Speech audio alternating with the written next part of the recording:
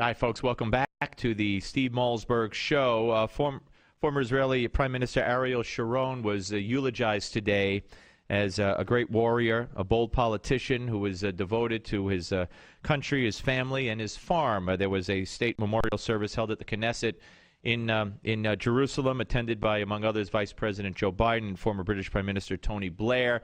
Joining us now is our friend Caroline Glick, senior contributing editor for the Jerusalem Post, director of the Israeli Security Project at the David Horowitz Freedom Center, and she has a brand new book coming out. We'll have her back then, if not before, on March 4th. Random House's Crown Forum putting out the book. It's The Israeli Solution, a one-state plan for peace in the Middle East. Welcome, Caroline.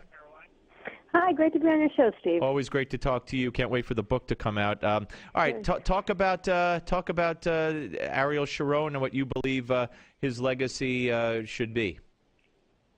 Well, I think that Sharon's real legacy, and that really hasn't been talked about that much, is that he paved the way for Israel to assert its sovereign rights over the West Bank, Judea and Samaria, because the really only three ways for Israel to contend with the with that area of territory. We can either try to reach an agreement with the PLO, which we tried, and that failed and led to a massive terror war in 2000 when they rejected statehood and opted to try to destroy Israel.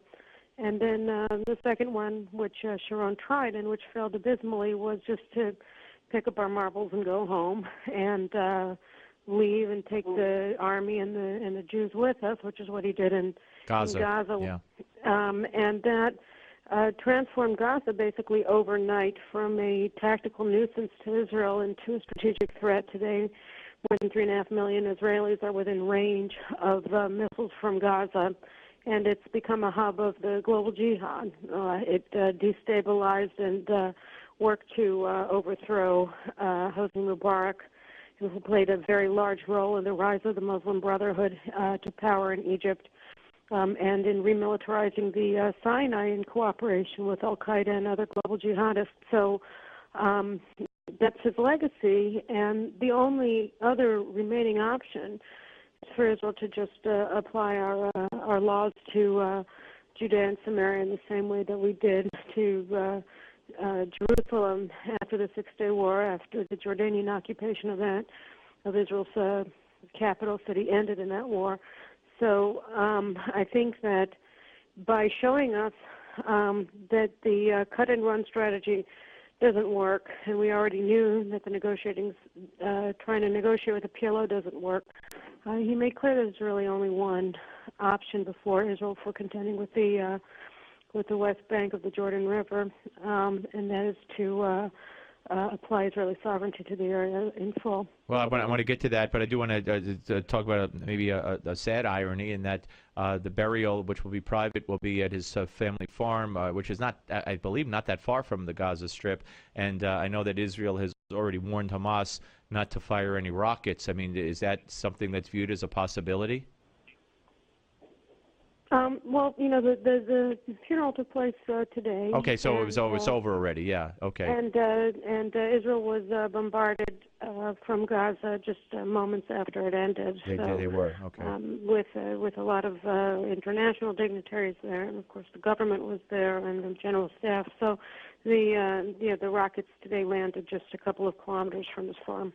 All right, now let's talk about what you talked about, Judea and Samaria and the West Bank and where we are going now. I mean, I hear such conflicting reports, and I read all kinds of different commentaries, and it frightens me. I know it frightens you more, but is Israel in danger of being forced or having Benjamin Netanyahu, for whatever reason, agree to some cockamamie pre-67 border plan, that Kerry's trying to ram down everybody's throats, or is that just talk?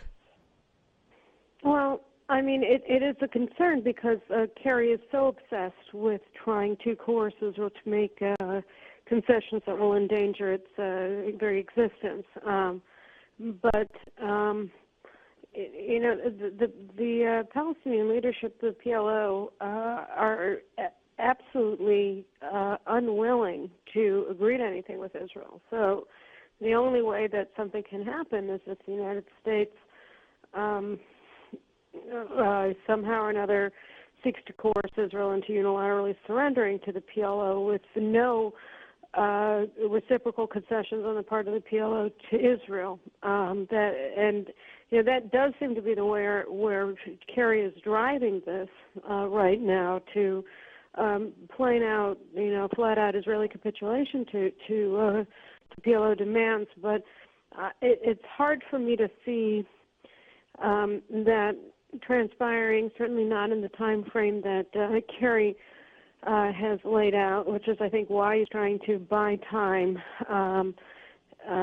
get another year of negotiations or something like that, because what he's planning really is not something that either Israel or the PLO wants, and he's trying to get two unwilling parties to agree to something that neither of them have any interest in, and that's both considered to be bad for them. And so I think that there's very good reason for concern, since he is so obsessed and the U.S. has so much coercive power over Israel, and Obama has not shied away from using that power over the past 5 years. But I think in general that on the ground there are no takers for what he's offering. Yeah, you know what scares me, Caroline? It's set up, and I know this probably won't even happen, but all the Palestinians would have to do is say, okay, come out and say, well, all right, we recognize the right for it to be a Jewish state. And then all the expectations would be on Israel to go back to the borders, do this, do that, because, oh, look what they gave. And that would, even if they said that, it would, to me, would mean nothing and wouldn't be a reason to go back to the pre-67 borders. So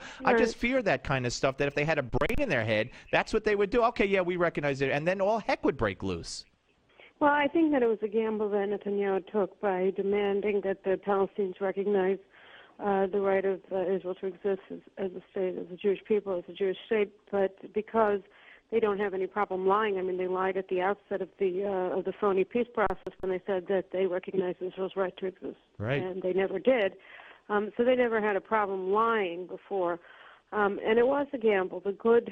I think that on the other side of the scales, and probably what tipped it for him, was that by shining a light on the fact that they reject Israel's right to exist, he's able to graphically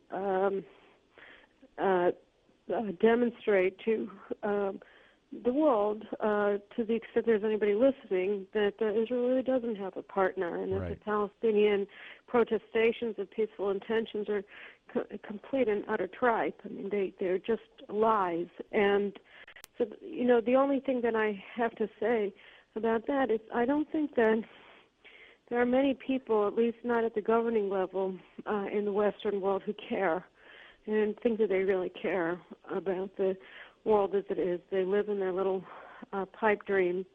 I couldn't to act in accordance to their hallucinations. I couldn't agree with you more, Caroline. Always great to talk to you, and I will have you back, like I said, for the book, if not before. Senior contributing editor for the Jerusalem Post, director of the Israeli Security Project at the David Horowitz Freedom Center, and the book, The Israeli Solution: A One-State Plan for Peace in the Middle East, will be released on March 4th. Thank you, Caroline Glick, and CarolineGlick.com.